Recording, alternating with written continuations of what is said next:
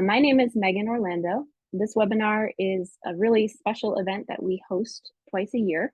This one is to highlight many of the events within the July meeting that ESIP just held and to provide you with a number of different perspectives. So you'll hear from ESIP volunteer leaders, you'll hear from session organizers, you'll hear from community fellows, and more. Many of the speakers here today will mention ways to get involved in future activities, and we hope that this event motivates you to get involved wherever you're most excited to do so. This webinar is being recorded and it will be posted to our ESIP YouTube channel afterwards.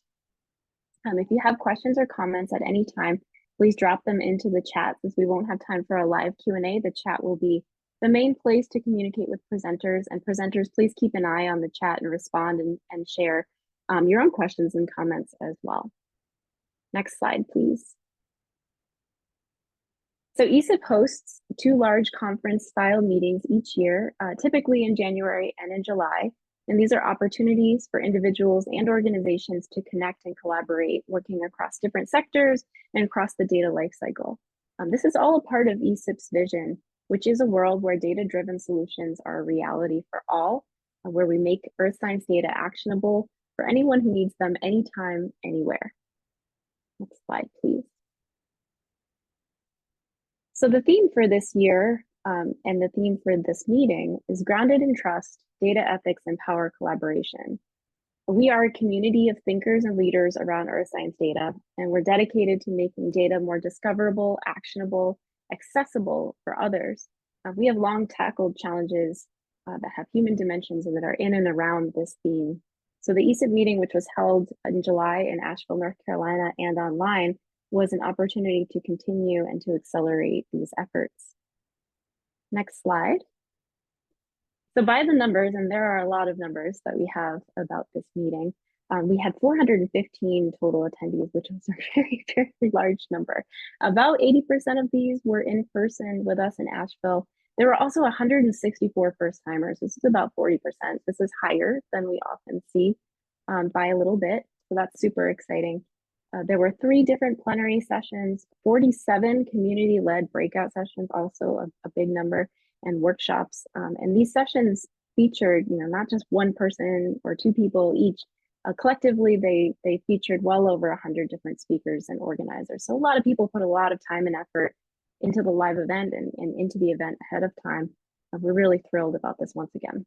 Today, you'll be hearing about at least 20 of the breakout sessions and all 3 of the plenary sessions. So this is truly a comprehensive highlights webinar. And in this slide, you can see that we leveraged a number of different tools to promote collaboration. We've long been doing some really critical thinking about what are the tools that help us to bring people together, to promote collaboration, to promote virtual participation, and more. So these tools that we've put together include Sketch for our online agenda and access to the virtual connection info, Zoom, obviously, for the virtual connections, Slido for Q&A and polling. Some sessions develop their own very specific polls that helps them in their sessions. Google Suite for collaborative note-taking. These are also beautiful artifacts of sessions. And we also have our ESIP Figshare repository, which is our long-term archive of meeting content. Contributed presentations can be put there. We don't demand that everybody put their presentations there, but we ask our presenters to consider doing so. And there they remain accessible and persistently identifiable. Next slide, please. So to access the presentations contributed to our ESIP Figshare repository, there's a URL on the bottom right here. You see it's esip.figshare.com/ESIP_July_2024. Somebody may put that in the chat. And so you can see the presentations that have been contributed thus far. It's not exhaustive, as I said, but there you'll find many of the posters that were contributed to the research showcase. You'll also find and access meeting content at our Sketch website, which is featured on the bottom left here. And this is where you can go to see the notes for individual sessions. You can see the URL to find the ESIP YouTube channel and the playlist that contains all of the recordings from all of the sessions that occurred at the meeting. You can search by finding the day and the day of the session and the session title, and then clicking in from there if you're wanting to access the individual notes documents. And one more note quickly is that Presenters, you're still welcome to add things to Figshare. We encourage you to do so. And as I just mentioned, the ESIP YouTube channel does feature all of the recorded content. You can access that today. You can share it with your colleagues. We're really excited to be able to offer this to everyone. So after we race through a few facts about the meeting and numbers about the meeting, we're most excited to get to the highlights. We will start with highlights from our 3 plenary sessions. And first up, we'll hear from Denise Hills, ESIP president, to highlight the opening plenary.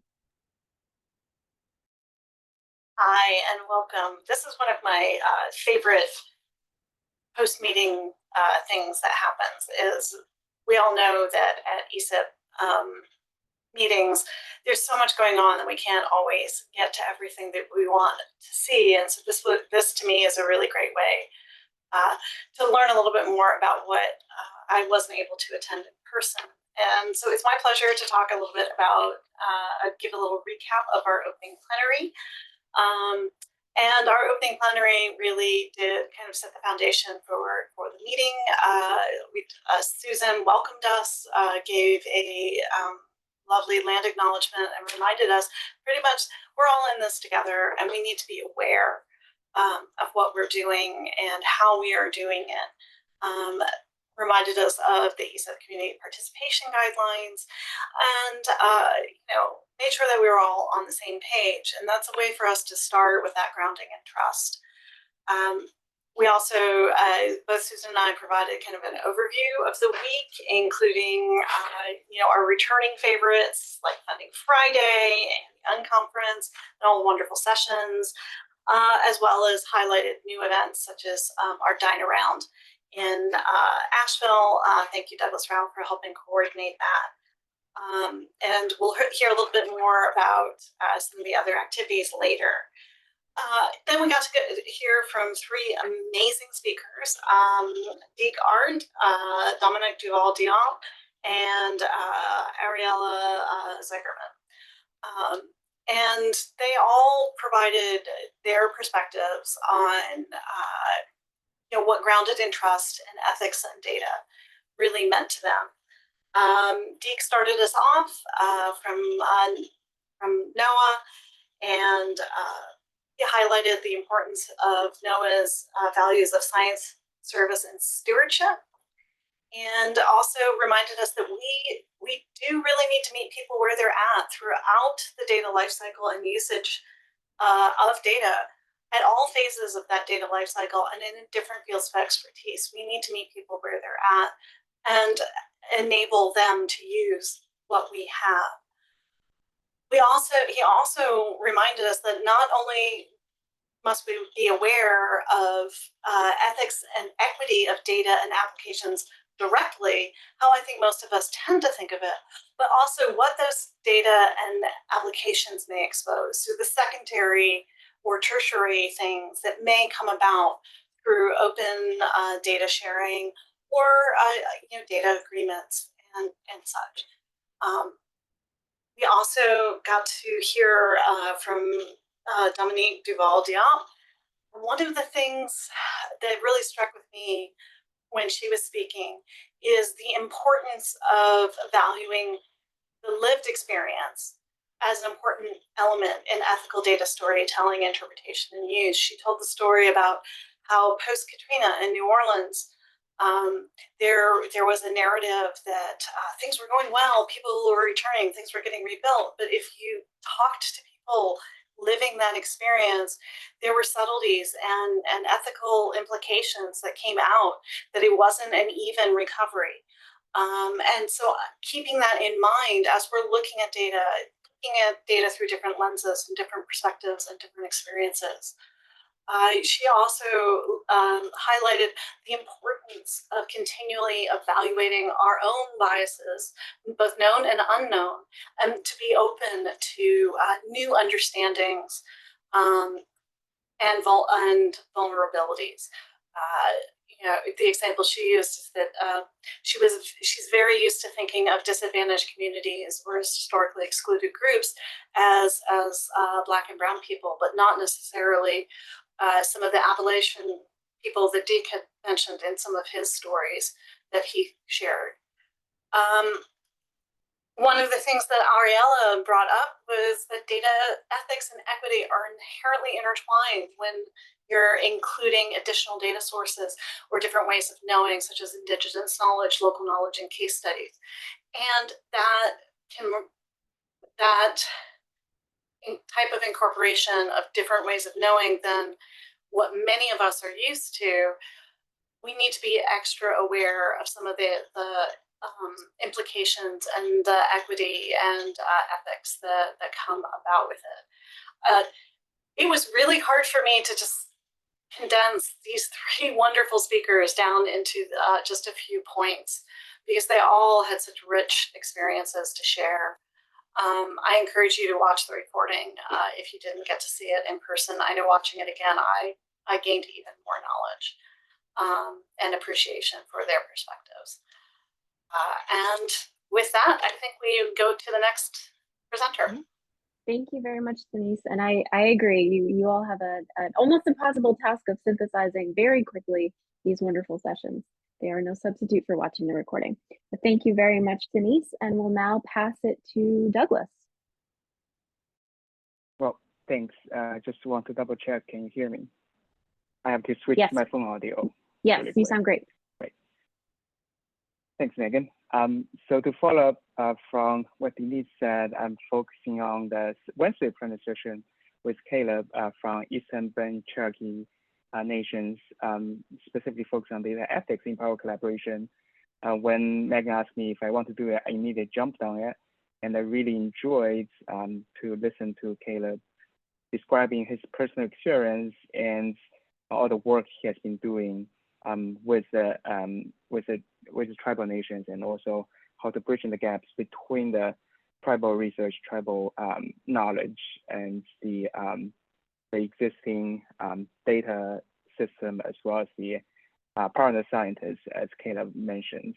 And on the right side, I take a screenshot of the presentation he provided on how he has been working with the Eastern Band Cherokee Indian nations on the socio-ecological adaptive management. And this session really discusses how the co-production of knowledge as well as data sovereignty can really help us to empower the indigenous research and also benefits the world through the close bonds between the indigenous research as well as the partner scientists and the federal agencies and other scientists. So the main takeaway I took from it is really the historical practices that led to those distrusts that really requires a lot of sustained, thoughtful, and respectful engagement to overcome those distrusts.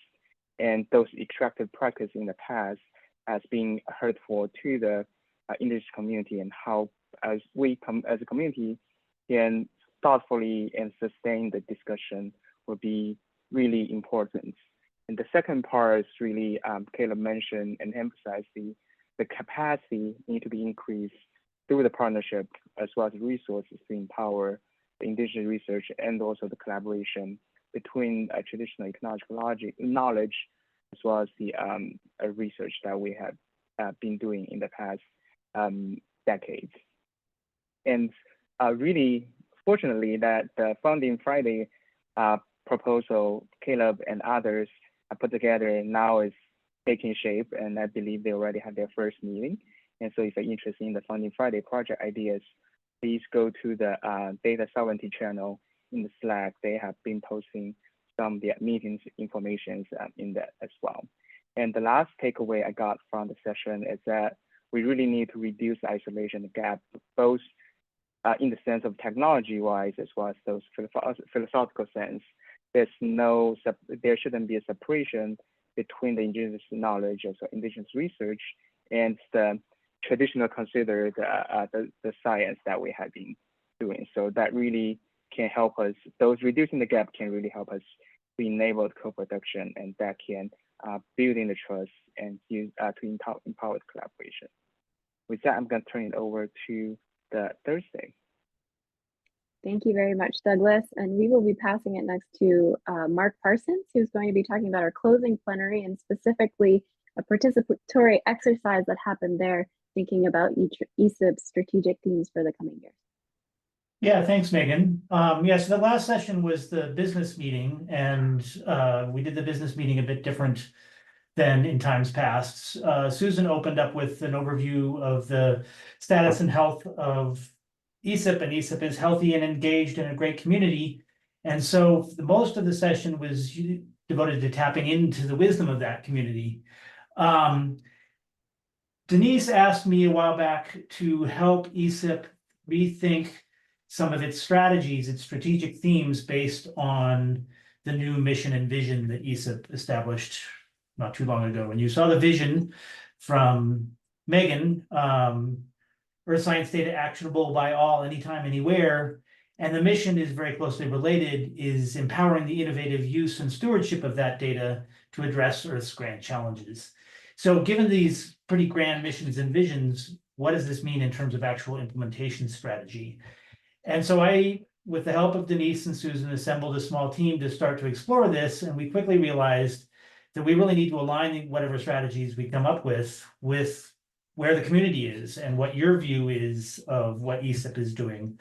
So we did this, what we call this tree exercise. So you see this tree on the right, which we asked throughout the meeting for people to contribute stickies to put stickies up on a physical tree in the room there, and then a virtual tree online.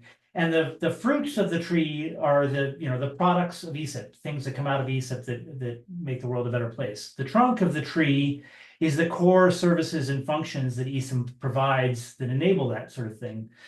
The roots and the ground and the mushrooms and the mycelia are the environment that ESIP lives in, that is constantly dynamic and changing. And then the birds flying away are the ideas that take wing and spread beyond ESIP. So we got a lot of feedback on that, and you can access the current version at that short URL there. That is a Miro board of all the stickies. It's a little higgledy-piggledy, but I think you can figure it out. And then finally, in the business session on Friday, we asked the community to try and figure out do some sense making of all that. And so we asked them to look at what patterns they've noticed, and across all the ideas that were put up on the tree, what changes that ESIP is confronting and what tensions emerge from those changes, and then how we might be able to bridge across those tensions. So we have a ton of input now. If you would like to do more input, that little contribute button, or here I just put a link in the chat. You'll see there's a slide deck for afterwards that you can contribute your ideas to those topics. So we'd love to hear from you, and stay tuned for more at the next plenary. Thank you. Thank you very much, Mark. So next we'll move to our breakout session highlights, and these will be a series of 2-minute lightning talks as mentioned before. Our plenary speakers were not held to that necessarily, but we'll try to keep strict time for our upcoming presenters. They will provide more information on how to learn more and how to get involved. So obviously they can't get everything in 2 minutes. If you have questions, please share them in the Zoom chat, and presenters, please watch out for them there. So without further introduction, we'll start with Kit McManus to tell us about disasters and wildfire module development in school. Thanks so much, Megan. This project is the Science Core Heuristics for Open Source Outcomes in Learning, or the SCHOOL project. It's part of the NASA Transform to Open Science initiative, or the TOPS mission. And what we're doing is we're creating a lot of online curriculum across different NASA Earth Science Division themes, demonstrating the data science life cycle using various different satellite or other Earth observation streams from NASA. And one thing that we've held as a high priority for the project is to practice what we preach. We're teaching data science and open science, and we're developing curriculum. So we're doing that with an open science approach. So in our breakout session at the ESIP summer meeting, we were very lucky to hear from a number of subject matter experts in the domain of disasters and wildfires. Those folks were Robert Chen, the ex-director of CEASON, Maggie Glasgow from the University of Alabama, Huntsville, Kian Huang from the East Tennessee State University, and Dave Jones from Storm Center Communications, who we'll hear more from in another minute. So, in the session, we heard some great information about the scope of the domain from our subject matter experts. And then we did a brainstorm with the entire group about, what lessons would be most useful for us to incorporate into our forthcoming online module on disasters and wildfires. So what were the key takeaways? One thing that came through very clearly is that the disaster life cycle should be central when you're introducing people to this domain. Another thing is the importance of authoritative data. And then finally, when you talk about things that are, cause difficulties like disasters, you have to really be careful about the language that you're using. You don't want to create unnecessary distress for people when talking about such a sensitive subject. So I know my time is finished already. I would invite you to take a look at the video on the ESIP YouTube channel to learn more. And also I have a link and a QR code here if you want to get more involved with the project. Thanks so much. Thank you so much. And thank you for kicking off the highlights. Oh, and that was actually perfect time. All right, so next up we'll move to Lorraine, who'll be speaking about sparking conversations and retrospection, exploring open science practices. Hi, thank you so much. I'm very excited to be here. We had such a great meeting in July, and this presentation is on a workshop that we had talking about the data life cycle of open data and 5 pillars of it. And this workshop came about based on our Open Science Cluster. And I'm a co-chair of the Open Science Cluster along with Colleen and Lauren, both names mentioned here on the slide.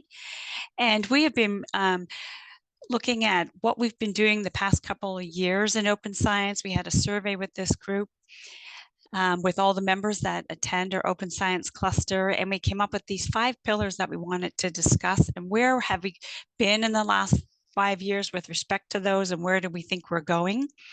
And so this workshop presented an opportunity for us to really collaborate on that topic. And you can see the room, pictures of the room. It was a packed house, and we broke up into working groups based on each of the 5 pillars listed here in with the data life cycle. And we started to discuss them with respect to the challenges associated with them. Where are we having best practices associated, and where do we think we're going in the future? And we did this to all come up with a paper. We feel that we need to increase awareness even more on this topic. And so the outcome of our workshop was a abstract that was submitted to AGU, and we had this event was on July 24th, and the abstract had to be submitted by July 31st, and we made it. And it's co-authored by 15 of us. So we're very pleased about that. And so we'll continue. We're working toward a community paper. We're then going to meet again at AGU as well. Both at hopefully if our paper, when our paper is accepted, we'll present on that. Then we'll have a meeting. And then of course in January, we want to carry on our work within the Open Science Cluster, and perhaps at that meeting we'll talk a little bit more about this. So it's really about raising awareness about the topic of the data life cycle and how we can continue to move along the path to making data accessible to all. So that we encourage those. I'm sure we'll have links in the chat about our Open Science Cluster. It's every Tuesday, once a month on Tuesdays. And we have the whole ESIP community to help us. We have a Slack channel and whatnot. So we welcome others to contribute. This abstract is in our Google Docs. So everybody has access to see what we have so far. And I hope you all will help support us as we move forward. That's it. Thank you, Lorraine. And it's wonderful to hear how the session led to a concrete output and plans for the coming year. I think that's one of the amazing things about these sessions, and true of many of them. Next, we'll move to Steve Young, who will talk about advances in air quality sensing and data dissemination. Thanks, Megan. So we met on Wednesday and had 5 great speakers.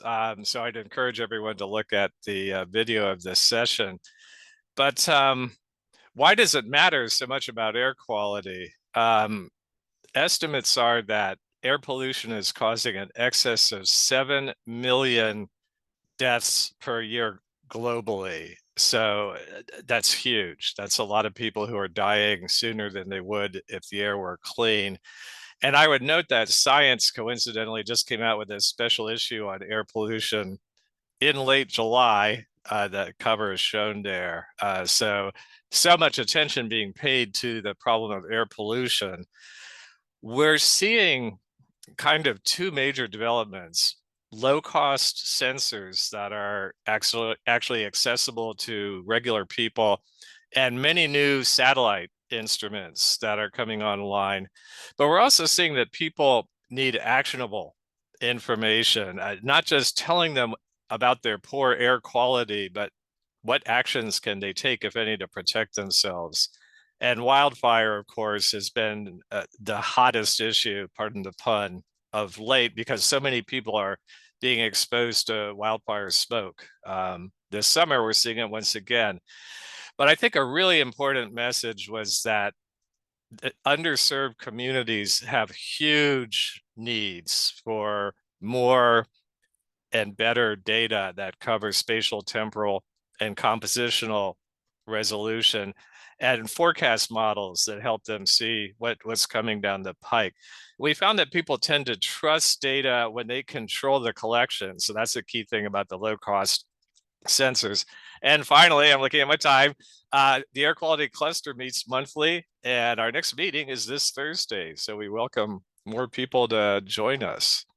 Thanks. Thank you very much, Steve. It's such important work. What we do for people, so we appreciate that. Let's move on to Rachel Blake, who is here to speak about the session about patterns in transforming complex data to answer complex questions. Thanks, Megan. So the Data Stewardship Committee held a very well-attended session, both virtually and in the room physically, that was focused on identifying ESIP relevant data integration challenges and the patterns that were experienced by folks attending and in the community in ESIP in transforming data for integration. So we had presentations by Daniel Segesman, Steve Diggs, and Natalie Raya. And then after that, there was time for the participants in this session to share their data integration stories in a shared document and in a paper that was available in the room. And then following that, there was a discussion on shared challenges and use cases for data integration. So some of the challenges that were identified across ESIP include temporal and spatial or geographic mismatches when it comes to integrating data. The difficulty in crosswalking across labels, naming conventions, and metadata standards when it comes to integrating data sets.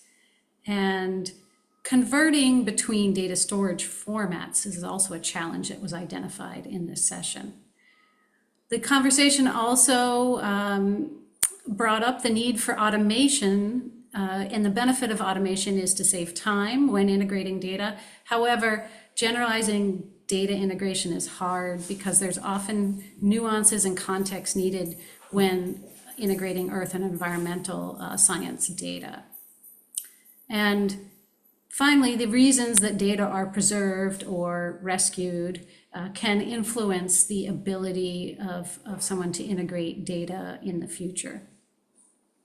So what's next for this work? The session organizers will work on summarizing the session and communicate the findings across ESIP and identify partners and other ESIP groups that want to work with us on this to start building solutions to data integration challenges. So Alicia is the chair and her contact information is on the slide here. And you're welcome to join the meetings on Mondays, second Mondays of each month.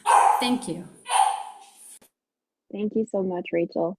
One of the nice things about ESIP meeting sessions are the efforts people make to try to collaborate with others. So the next session was actually a joint session between the Disasters Cluster, the Wildfires Cluster, and the Data Stewardship Committee, and we welcome Dave Jones to talk about that trusted data session.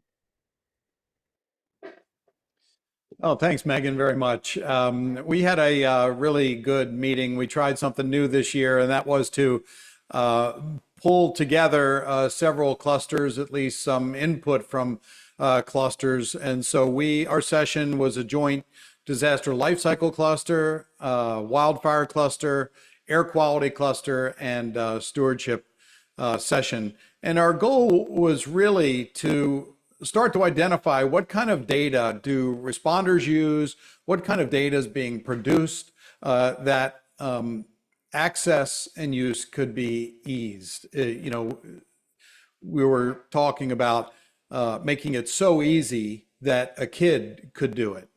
And so we had found out, we had Gary Thompson, who was the North Carolina Deputy Hazard Mitigation Director in North Carolina.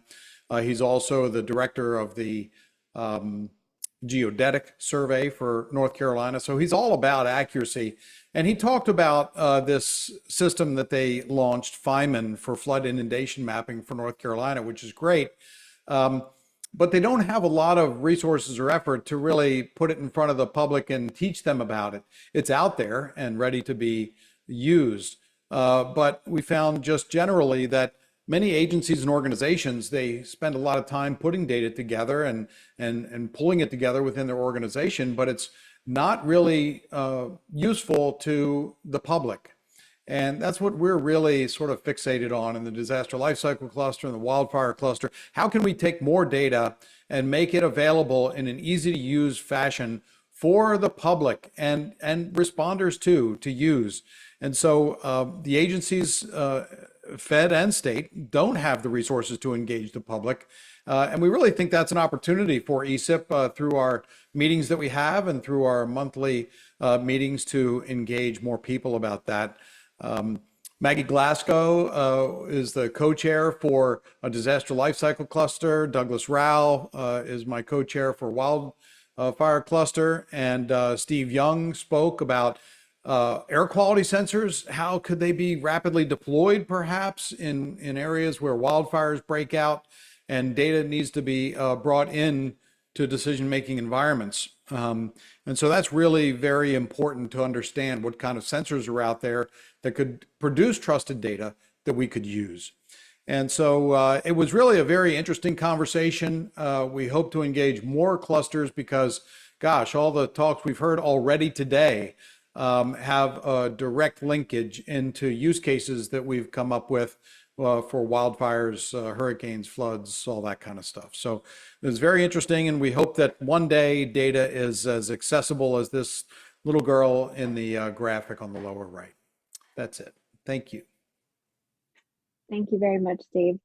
So next we'll move to Carla McAuliffe, and Carla will be speaking today about a regular feature at our July meetings, which is the teacher workshop. And these workshops empower K through 12 educators to use earth science data and tools in the classroom. So Carla, take it away.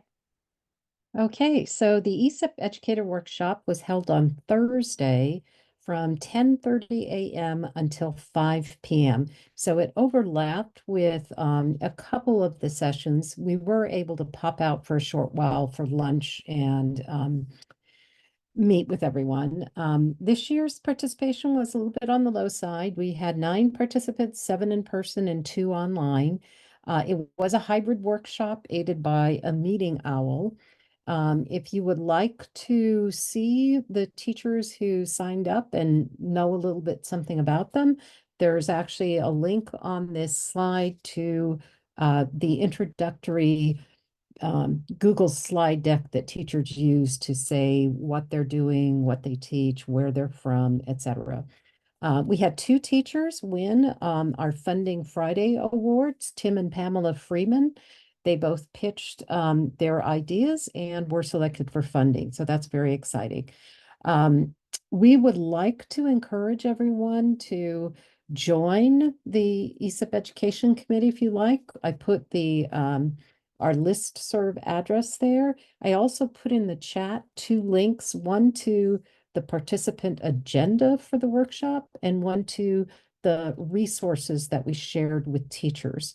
The tags here indicate a number of the tools that teachers were exposed to. It was a very vibrant group. We do know that we end up publishing these workshop talks afterwards. So we're expecting to have a broader reach than just the folks that were there through the Zoom recordings. And if you have any questions, you can contact me. My email is on the slide as well. And that's it. Thank you. Thank you very much, Carla. And I would echo what Carla said, even if you don't have time to join the education committee formally, I think there are a lot of ESIP partners who have data or tools that could be relevant for educators. Maybe you don't know, or maybe you're not quite sure how, but the committee led by Carla is interested in talking to you all about that. I'm sorry, Megan, I've got one last 15-second soundbite, and that is our Out to Lunch webinars are a perfect example. They are 5-minute or 10-minute presentation with 5 minutes for Q&A, and that's an opportunity for you to share your education resources, tools with educators. Thank you. Thank you for that plug. It was a good one. All right, we will move on now to Zhang Lu, who will be talking about evolving information quality for earth sciences. Hello, everyone. My name is Zhang Liu. As we know, information quality plays a critical role in all aspects of earth science. So we define information quality in 4 aspects in the figure on the slide.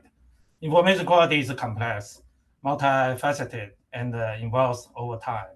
So over the years, the IQC has been very active and productive, making recommendations to agencies such as NASA and publishing papers in referral journals or magazines like AGO EOS. At the beginning of the section, I gave an overview of the information quality landscape. So Dr. Bob Downs presented information quality in the data review process. We were lucky to have Dr. George Hoffman, the developer of the popular NASA Global Precipitation Product Suite, iMerge. He presented the lessons and the issues in quality for long-term global graded precipitation products. Dr. Douglas Rao presented data quality challenges in AI and ML. And last but not least, Dr. Gapeng presented towards a unified, fair implementation profile for earth science data products. We had a follow-up discussion to share different perspectives and experiences. So our 3 takeaways are data quality review should be a part of the peer review process. So it would be useful to have an automated or semi-automated data quality review. So the second takeaway is it would be useful to have ESIP work on data sharing platforms rather than individual organizations like NASA or NOAA. Yes, we need a data sharing platform. Yeah. And the last one is everybody does not have to do things the same way.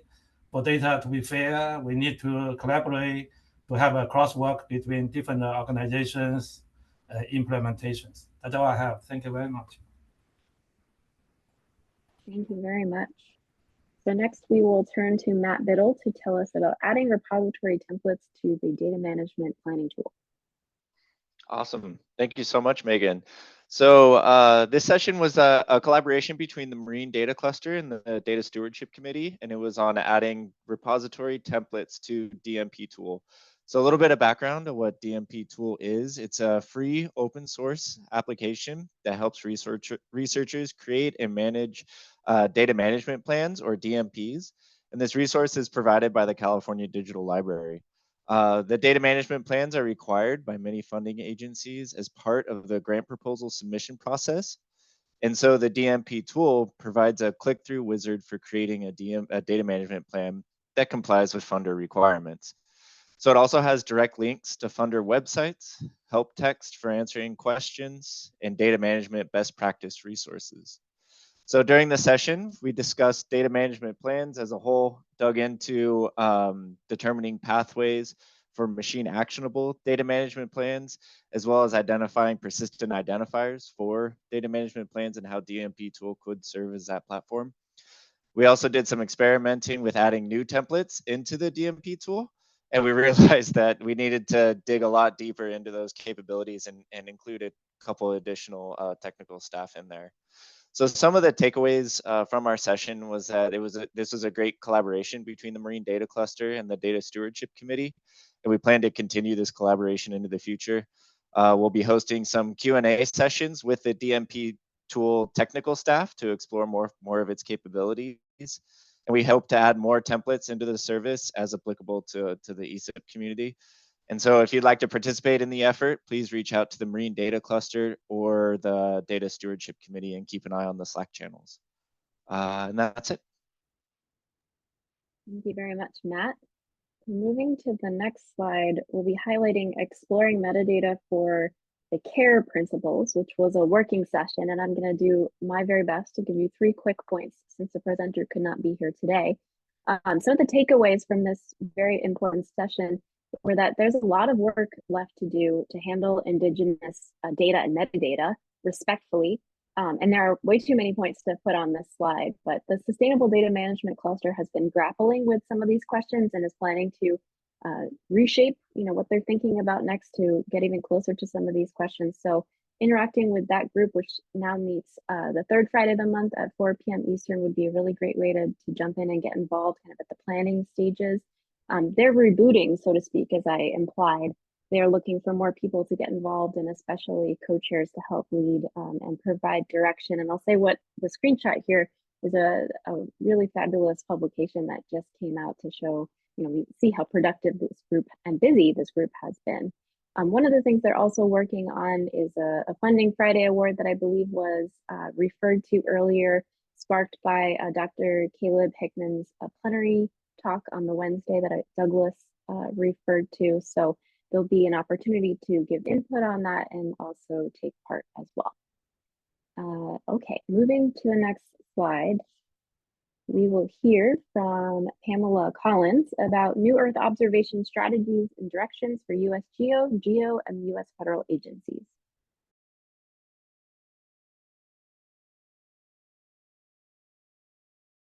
And I will double check. Pamela, are you able to unmute?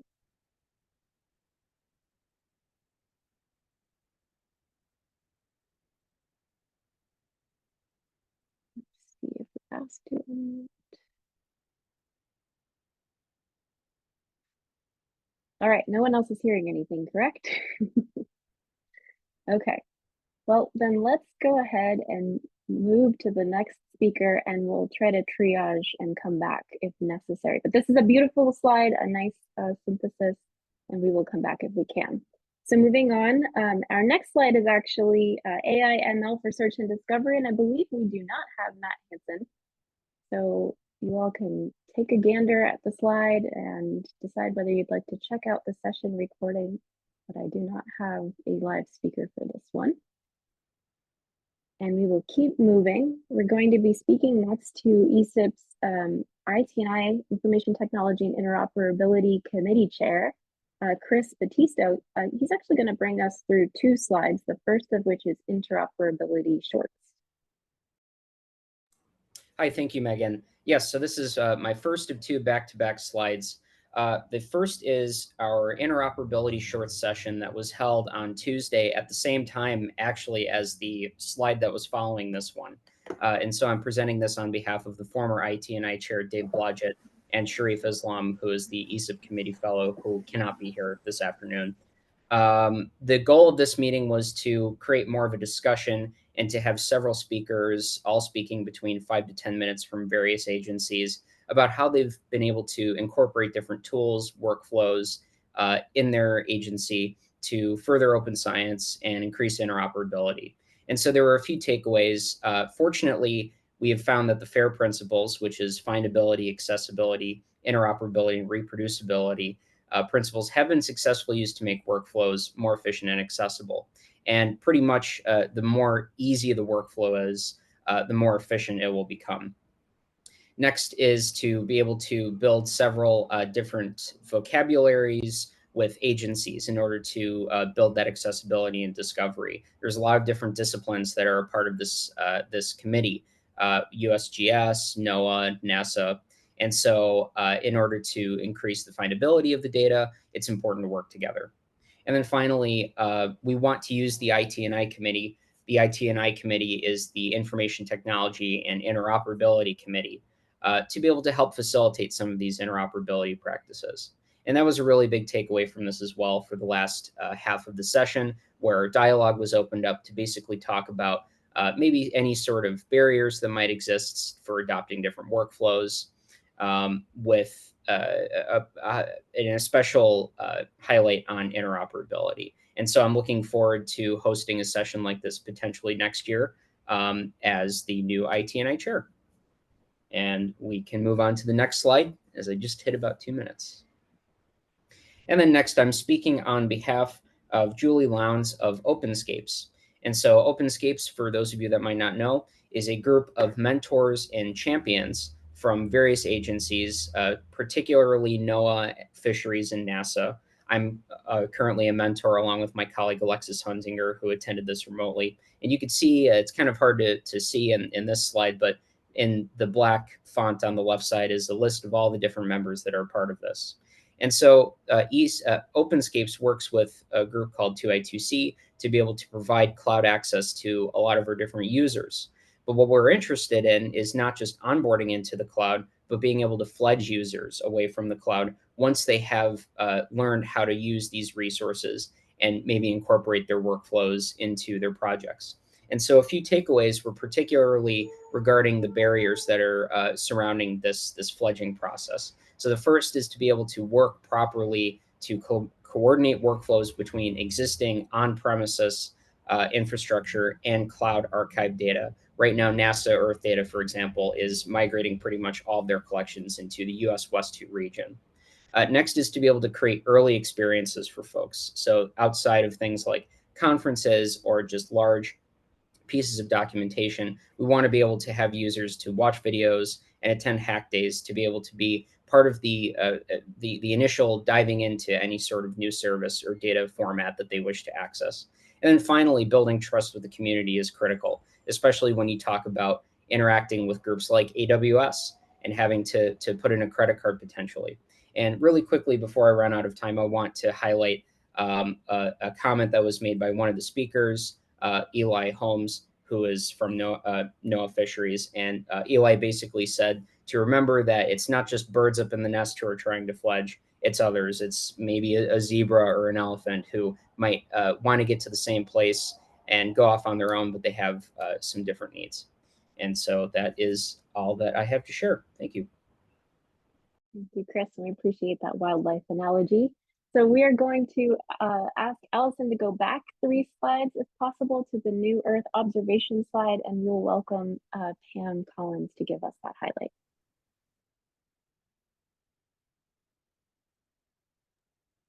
And I see you. Let's try that again. Sound check. Can you hear me okay? Fabulous. Yes. Hi, everybody. Yes. So my name is Pamela Collins. I am the Senior Advisor for Interagency and International Affairs in the Earth Science Division at NASA headquarters in Washington, D.C. The session that I facilitated at the summer meeting in July focused on introducing to the ESIP community, for those who weren't already familiar with it, the U.S. group on Earth observations, the global group on Earth observations, so that's US GEO and GEO, and how several different US federal agencies interact with those groups, particularly NASA, NOAA, and USGS. There was also a presentation on new directions for data management within NASA itself. And the thing to note here is that all 3 sort of hierarchical levels, so there's the global GEO, the national interagency US GEO, and then particular agency activities, or particularly agencies within USGEO, are all looking at revamping how they talk about coordination and collaboration on data sharing as data volumes increase exponentially, as cloud services for both storage and processing become more and more significant and more complicated.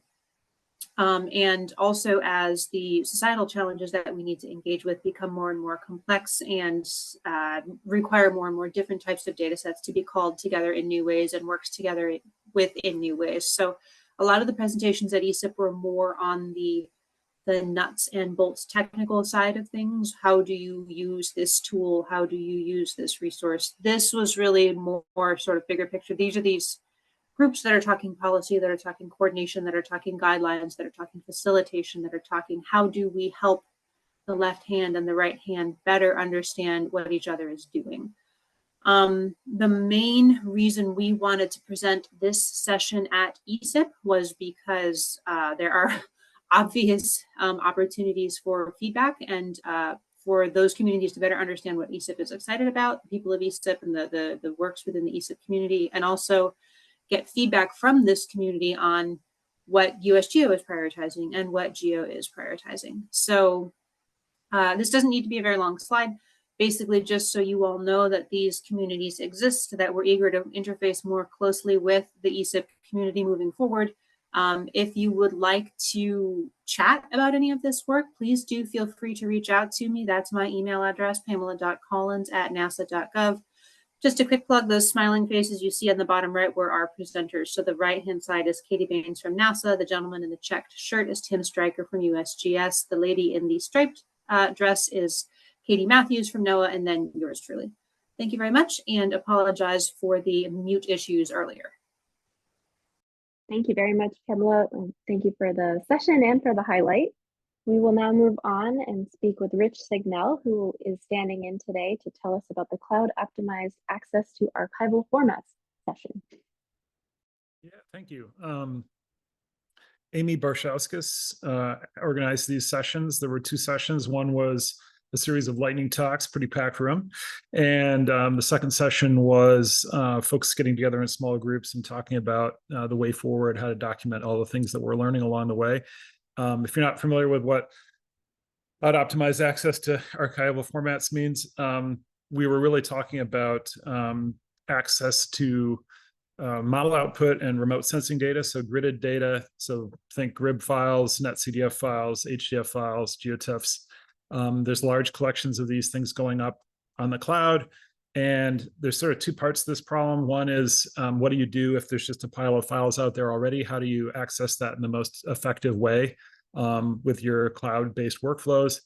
And the second part is, okay, if you actually could create your files differently, if you like you're a data provider, what should you do to make the data more effective for your for the users? And so these have been, actually, we've been doing these for a while at ESIP, and we've learned a lot. And we're trying to capture the information about the important parts, like getting the metadata all in one place so you can read it with one shot, and then the importance of chunk sizes and chunk shape, which is something that a lot of folks are really not too familiar with, but it makes a big difference in how the users can access the data. We're trying to capture that information in the document that's in the actually, is this okay, this looks like an older version of the slide, but there's actually,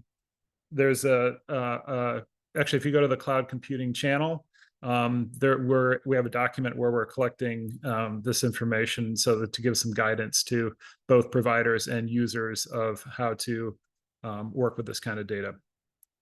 Yeah, I think that's basically it. Thank you very much, Rich. And I believe what Rich was referring to was the Slack channel for the cluster. I'll be sure to put a link in the chat if any of you are not on Slack, to be able to go and join that very vibrant space, not just for the cloud computing cluster, but for much of ESIP. So next we'll move on to George Smith, who'll be talking about NOAA's Equitable Climate Services Action Plan and efforts to support climate resilience. All right, thank you, Megan. And it's a pleasure to be here to give some highlights of the session that my co-convener, Tom Paris of iSciences, put together related to bringing a number of the NOAA National Centers for Environmental Information, or NCEI, participants to discuss issues that are being taken to support climate resilience with funding from the Inflation Reduction Act, the IRA, or the Bipartisan Infrastructure Law. We talked about equitable climate services action plans and described plans for how to enhance climate services to support the insurance, the retail sector, and actionable information related to climate services. The participants were Joe Pico, who's the Deputy Director for NCEI, who talked about NOAA's Equitable Climate Action Plan. Joe discussed how climate change presents a lot of uncertainty for planners, even though you need to be looking out for a significant period in the future. Communities really need solutions they can deal with now. And a theme that we've heard in a number of these short talks today, that climate services really need to enable action. Just having a discussion about things doesn't necessarily get you there, but you need to make sure that the information presented and the analysis performed allows people to take action. We also had Adam Smith, who's a physical scientist at NCEI, talk about climate services for insurance. And he spoke to the insurance and reinsurance industry and the management of risks. Adam does a lot of work for NCEI, putting out what they call their billion-dollar disasters. It's a significant amount of work to present what's going on with the climate or the insurance industry. Jenny Disson of NCEI KICS also talked about engagement and outreach related to climate information services. And Steve Ansari of NCEI talked about how user engagement and customer engagement really needs to take the step of taking the archive data that NCEI has stewarded for many, many years and turning it into answers that the user communities can deal with. So with that, we wanted to make sure we were discussing areas related to climate services, resilience, and equitability. And that's it. Thank you. Thank you, George. So now we'll move to David Maroney to talk about cross-platform interoperability for scalable computing and open science analysis and algorithm development. All right. Thank you, Megan. All right, so first off, I would just like to acknowledge our co-organizers of this session. So we have Amy Barshauskas of DevSeed. We also have, in addition to myself, we have Hook Hua and Sujen Shah of Jet Propulsion Laboratory as co-organizers. We also had 6 presenters. So that also includes Hook Hua and Sujen Shah of JPL. And we also have Sean Wilkinson of Oak Ridge National Laboratory. We have 3 other speakers dialed in remotely out of their international locations. And so the overall high-level speaker lineup is Gerald Fenoy, who's the CEO of GeoLabs France in France and chair of the Zoo project. And he presented on the advancing interoperable geospatial workflows using OGC API processes with the common workflow language. We also had Francis Charette-Mignault, who's a senior software developer at the Computer Research Institute of Montreal in Canada, presented on perspectives on the integration of OGC standards to improve interoperability of open science data processing workflows. And then we had Sean Wilkinson of the Oak Ridge National Laboratory, presenting on the FAIR principles for computational workflows on a DOE-funded effort. We had Garen Smith, who is from Telespazio, affiliated with ESA in the UK, who presented on the Earth Code Reproducible Science Platform, influenced by the Earth Observation Exploitation Platform Common Architecture. And this is a workflow that also helps to provide interoperable workflows and data standards. We also had Hook Hua, as I mentioned earlier, who presented on lessons learned on joint interoperability from the ESA-NASA Open Science MAP project. And then we had Sujen Shah once again, who presented on the utility of standards and best practices for interoperability on open science platforms. This was all concluded by a panel discussion where we addressed Q&A questions that were coming in from Slido. And we also had an introductory Slido that allowed us to learn a little bit about the audience. We had a total of 27 participants on the Slido, including both an intro and an outro of questions to kind of learn about what they gained from the session, which is really interesting. But overall, the session goal, first and foremost, I want to say that interoperability in general has been really well established for data products themselves, data files themselves. But I would say a really emerging topic of study, which we were trying to kind of explore here, has to do with more the data science processing, or the data file and science processing workflows themselves and in the algorithm workflows. And so this is a more emerging topic in which we're trying to really understand kind of the space technologically, as well as the metadata standards that go along with it, and the specifications and APIs that go along with it, provided by things like OGC and Common Workflow Language. to make algorithms themselves more interoperable on a variety of platforms. And so really the high level goal is to spread awareness of the interoperable open science platforms using the open standards and practices for portable algorithms that can be scaled for large data processing workflows, and understand stakeholder needs, which can improve and build upon these capabilities via collaboration within ESIP. So you can see in this diagram to the bottom right here, this cloud shape diagram, we have all of the various institutions involved in this this session that we had, and we actually had a follow-up debrief with the presenters as well. We are not formally associated with a cluster at this point, but we are highly open to continuing engagement with clusters. I understand there's also an interoperability committee by Chris Battisto, and of course we have Amy's involvement with this, who's also part of the cloud computing cluster. You can see our key takeaways here. I might be running out of time, but you can read them here as well. And it's great to hear also that our session is also, the session recording is also available. I haven't yet had a chance to take a look at that, but I'm going to take a look at that again. And obviously there's things when you rewatch something, you learn a lot more from it the second time around. So thank you all. Thank you very much, David. And it's so exciting to hear, how many different groups and how many different people were involved in all of these sessions. If this is confusing to anybody watching right now, you can always reach out to ESIP staff. We can help figure out, where you most specifically want to plug in. There are also the contacts on each of these individual slides. Don't worry, there's lots of help for figuring out where you'd most like to be. So we are going to move on to some community fellow highlights. But before I introduce that, I want to verbally flag for Rich that there are some questions about his slide in the chat. That's wonderful that people have questions. So maybe you could take a look there, and others feel free. Apologize that we won't have time for a live Q&A, but the chat is a great place if you have other questions or comments. So the community fellow highlights are a really special component of the webinar.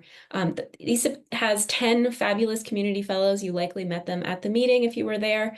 They are so helpful to ESIP. They are so vibrant and exciting, and I really just enjoy working with them very much. And one of the cool things is that now we will get to hear about the meeting through their eyes, however they choose to interpret that. So I will first pass it out to Anthony. Yeah, thanks, Megan. Hi, everyone. My name's Anthony Pignatelli. I'm a community fellow for the EnviroSensing cluster. So it's nice to see some familiar names on the call today. But yeah, I just want to briefly talk about, within my 2 minutes, about kind of the things I enjoyed about the meeting this year. So this was my first in-person ESIP meeting, and then my very first ESIP meeting was back in January. So it was really cool to get to start to interact with folks, especially from the different clusters. But one of the things that I really enjoyed were some of the sessions that, as a community fellow, I had to work and be in charge of the Zoom, but it turns out I was in some of the meetings that I would have gone to anyway. And a lot of those were the NASA Earth data sessions. And so as a graduate, so I'm a PhD student at the University of South Carolina. And one of my things I like to do is use spatial data and look at GIS. And I have some experience in my academic career of using GIS. And so it's really was interesting to kind of look and see the kind of inner workings of how this type of data works and how they're making it easier to access. Because in my experience working with spatial data, it's huge amounts of data, and just being able to use it in an easier way or a more streamlined way was really exciting, and get to see that. And just seeing how everyone is trying to put their data onto the cloud and just making that more open for folks. One of the things that I hope to see more of going forward, though, in ESIP, kind of separate from the Earth data stuff, is collaboration with folks in academia. It's really great to get, as a graduate student, to interact with people from organizations and agencies like USGS and NOAA, but it would be really awesome to bring more students into ESIP and just getting more experience with them to see, hey, this is going on, this is a potential route to go down. So I'm probably getting close to my time, but overall, it was really exciting to get to meet everyone and experience this meeting. And I want to credit Susan Shingledecker for this awesome picture of me at the poster session. So that was also a really great opportunity. But yeah, it's exciting being a part of ESIP and being a fellow.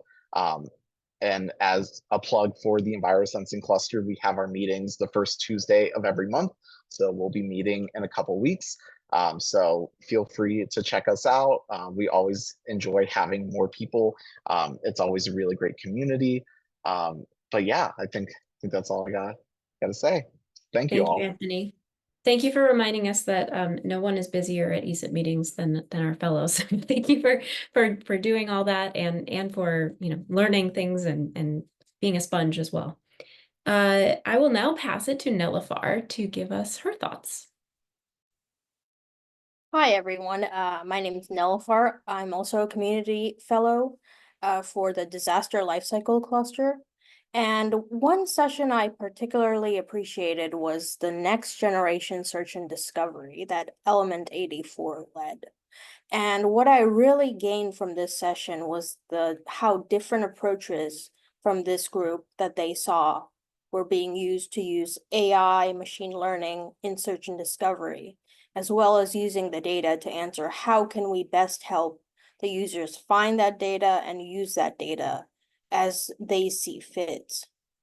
The major takeaways that I gained from this session were many, but the core takeaways were how abundant and superfluous there were methods and tools available for defining the specifications versus the standards of an organization and knowing really where to go based on if you're looking based on the goal that you're trying to achieve for your specific project.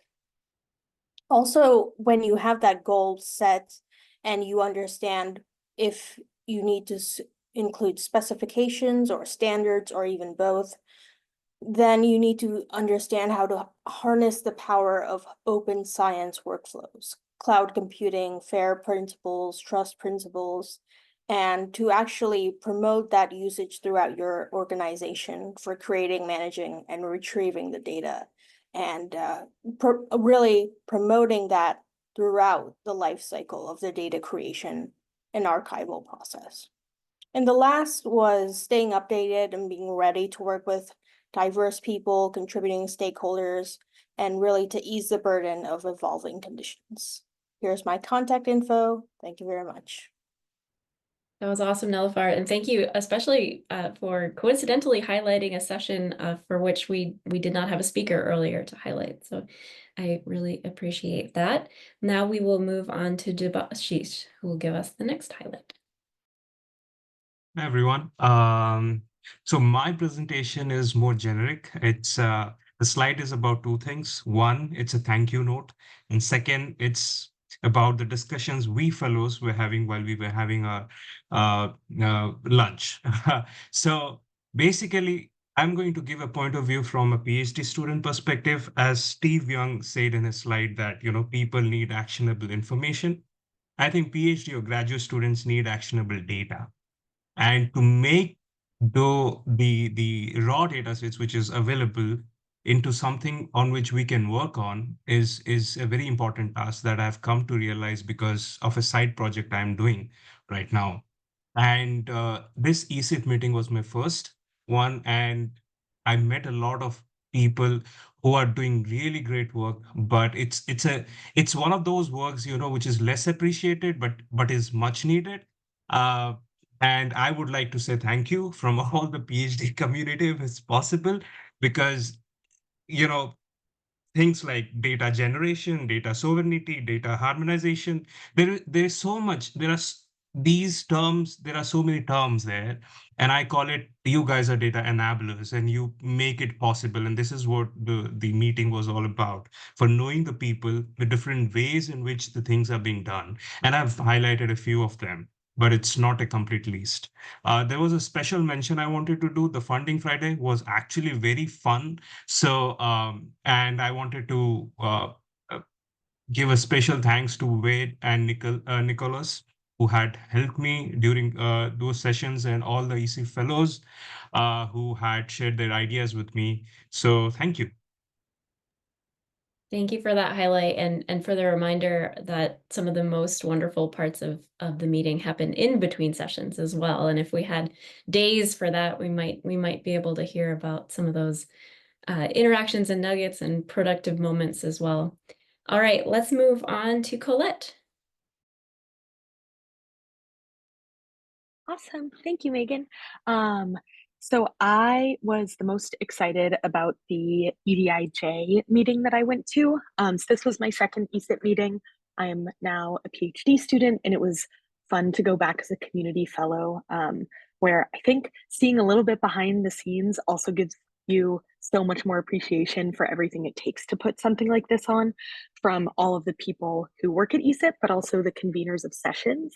And I should have put in the tags here Steve Diggs, because I think every session I went to that he ran, I was like blown away with the engagement and connection. And I think that was maybe my biggest takeaway from this session that I went to, that interpersonal connections are a necessary building block when we think about building and retaining a diverse community, both within EAST, but outside of that as well. That I think a significant portion of this session was geared towards people getting to know each other, getting to know kind of, what was it, a moment that you thought was like one of your last moments of a really scary story that someone had that stuck with them. So it was very fun to get a chance to get to know people. And then I think it made all of the rest of our discussions way more fruitful. Of our group talked a lot about the term diversity hire and how this is something that's still really present and comes up in a lot of different work environments, and is just one area or one example of ways that we still need to be combating as individuals, different biases or prejudices that come up in our own workplaces. And then the second thing my group talked about was the many opportunities there are for ESIP members to engage with groups that have been previously missing from ESIP meetings. So how might we think, I know that teachers are a huge part of the ESIP meeting.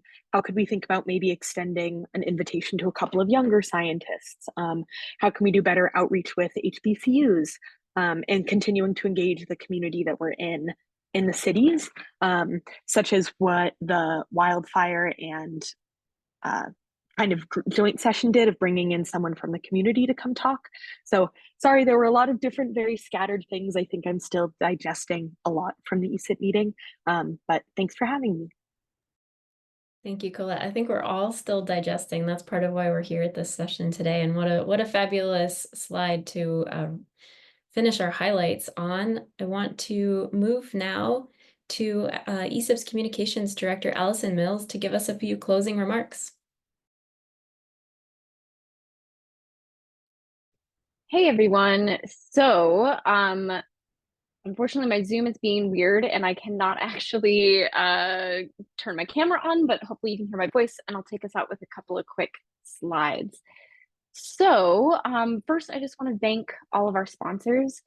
Colette, I appreciate the note that it does take a lot behind the scenes to run all of this, and of course an important part of that is relying on some of our partners and our sponsors who bring everything from coffee to our reusable lanyards to life. And so we did take in a lot of information today about ESIP. And so this is a message that we can't say enough, right? Like, everyone, you are welcome in our earth science data community. And if you want to get involved, there's a lot of different ways to jump into ESIP. There are many front doors that we have. If you head over to the esipfed.org/get-involved page, which is what the QR code gets to, that is a great jumping point, and that will take you to some of the collaboration areas. If you need to be a lurker for a little while and just like hang out in Slack, enjoy the ESIP update, that's our weekly newsletter. There's a lot of different ways to engage, whether you want to dive in deep or just kind of keep learning and making some connections. So next up, 2025, ESIP does 2 meetings every single year. The next one is going to be fully virtual. This is our January meeting. And then we will be in Seattle next year. We're very excited about that.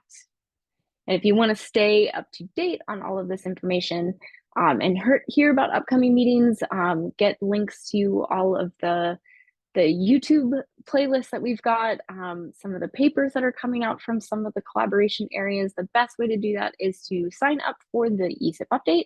That's that QR code right there. And we will always keep updating our meetings page and our website as well. So thank you all very much. Thanks, everyone. Thank you to our speakers and our attendees. And if you missed any part of this recording, you'll see it on the YouTube channel as well.